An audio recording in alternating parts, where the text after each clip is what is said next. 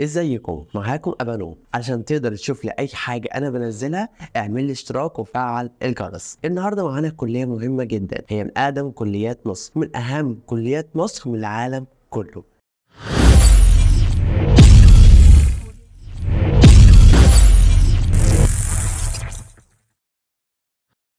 الكلية دي هي كلية بتدخل في كل مؤسسة، بتدخل في كل شركة، بتدخل في كل بلد، في وجودها مهم جدا وبتسمى بكلية الشعب.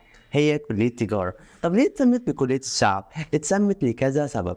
أول حاجة لأنها بتدخلها شعبة علوم ورياضة وأدبي. أدبي مش غريبة شوية الموضوع ده؟ مش غريبة ولا أي حاجة. الرياضة الموجودة رياضة بسيطة جدا، أي حد يقدر يتعلمها. ممكن تلاقي الاول على الدفعه هو كان شعبة ادبي، ومحدش يجي يسالك بعد كده ان كنت شعبة ايه، لان الموضوع ملوش اي علاقه بشعبة ايه. كليه تجاره هي موجوده في كل جامعات مصر وبتاخد باعداد كبيره، علشان كده هي خدت جزء كبير جدا من الشعب واتسمت بالاسم ده. كلية تجارة الخريج بتاعها بيكون مؤثر جدا في أي مؤسسة، في أي بنك، في أي شركة، لأنه بيدخل في حتت مهمة زي حتة المكاسب والخسائر، الحسابات، وبيدخل في حتة الإدارة وشؤون العاملين. شؤون العاملين دي اللي بتسمى HR، دي حاجة بقت مشهورة دلوقتي، وحاجة أي حد يبقى نفسه يبقى يشتغل في الحتة دي. أقسام تجارة كتيرة جدا، لكن في أقسام مشهورة جدا زي المحاسبة والإدارة. المحاسبة اللي هي بتهتم بالأرقام وحسابات الشركة، المكاسب والخسائر. الإدارة اللي تحتاج بحركة الشركة والإدارة وشؤون العاملين.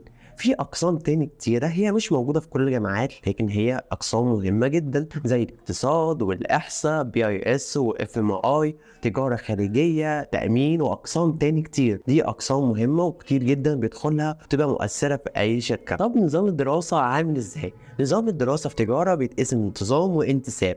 ايه الفرق بينهم؟ انتظام بيبقى المجموع بتاعه اعلى، وانتساب بيكون مجموع اقل لكن المصاريف اكتر. انتظام وانتساب بيختلف من جامعه لجامعه. نظام ماشي ازاي؟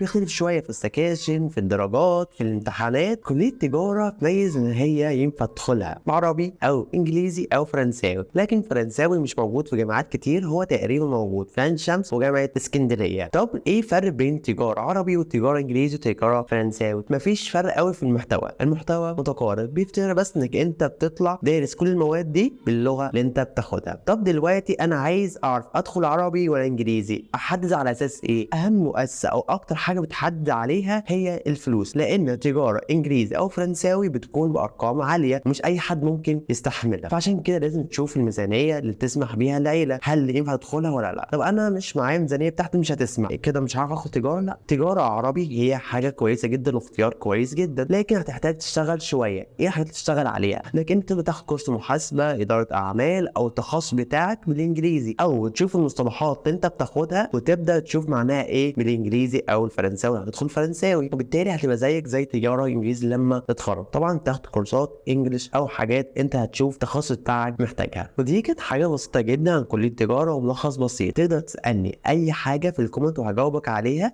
او لو محتاج انزل لك عنها فيديو هنزل لك عنها. شكرا، كان معاكم ابانوب خليل. استنونا هنكمل معاكم في حاجات تانية وحسب اسئلتكم.